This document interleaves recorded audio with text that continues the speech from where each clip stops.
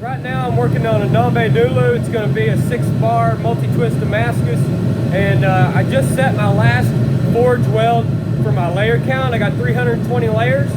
I got 2 billets of 320 layers, and I'm going to forge them out until they're square bars and put them in my twisting machine. One, I'm going to twist 3 of them, cut into 3 pieces and twist them where they're left-handed twist. The other bar, I'm going to cut into 3 pieces and twist it right hand. Then I'm going to stack them on each other, and that will be my bar to forge the sword out with.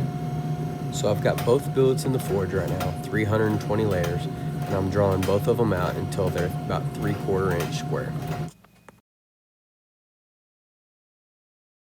It's kind of hard to see right here, but I got a piece of 3/4 inch key stock on the flat part of my dies, and that's stopping my press from going any further. So I can make sure that each billet is exactly 3/4 by 3/4. I've got them almost drawn out right now, but they're getting a little bit long for a little forge. So you can see the end of my billet's cold. My forge is only about 18 inches long, so I can only work one section of this billet at a time. I need a lot of steel because this is a fairly good sized sword. So I've got my billets drawn out. Now it's time to cut them into 3 equal pieces. I'm going to weld handles onto each one of these. That way I can put them all in the forge and do all my twisting at once. Alright, I've got 6 of these billets, and I'm going to twist 3 left-handed, 3 right-handed.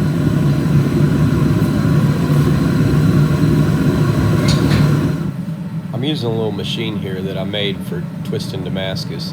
It's got a switch on it that allows me to run the motor clockwise and counterclockwise.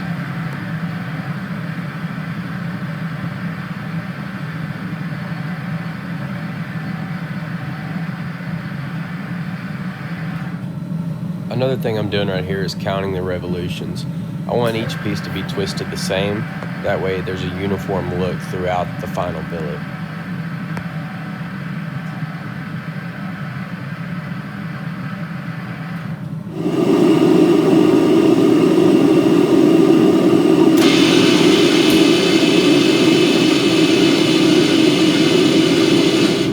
So next I'm going to use my power hammer to reshape the billets and get them back square.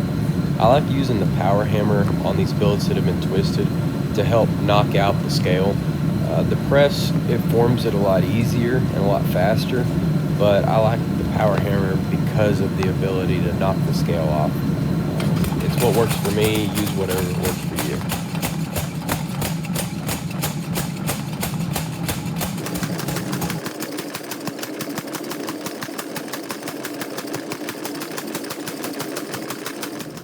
Once I finish on the power hammer getting them back square, I go back over to the press to get them back to that 3/4 inch square that I had before.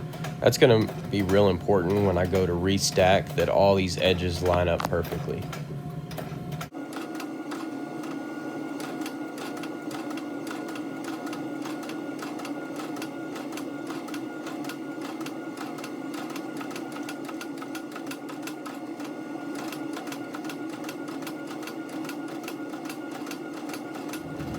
Another thing that's real important before we make our final weld is to make sure all the billets are nice and straight. So I'll go back to my flattening dies, again with that piece of 3/4 inch square stock, and make sure that they're all straight. So I run it through there a few times and then check them for straight before I let them cool down.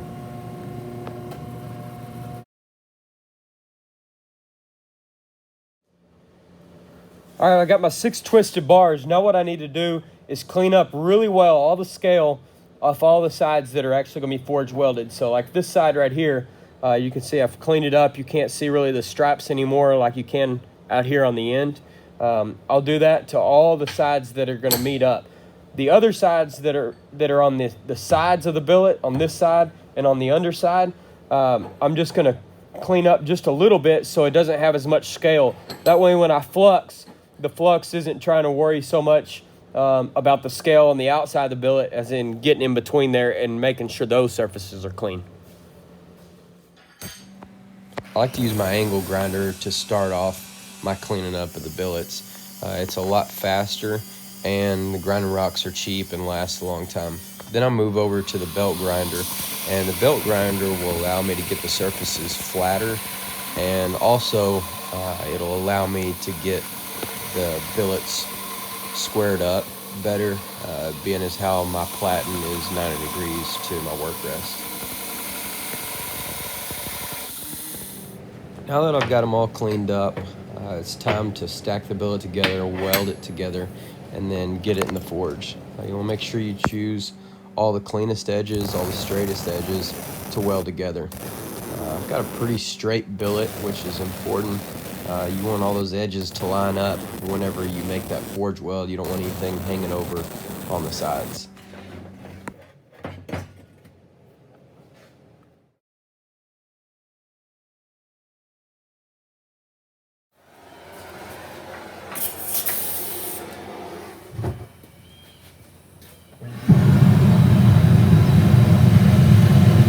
You can see I got a pretty good billet here. It barely fits in the forge. And one thing I do to keep my billet from falling down in the forge is I got a counterweight that I hang on the end of the handle, so that's what that is there. It's a real good looking billet. It ought to be pretty easy to make that last forge weld, then it'll just be a matter of drawing it out.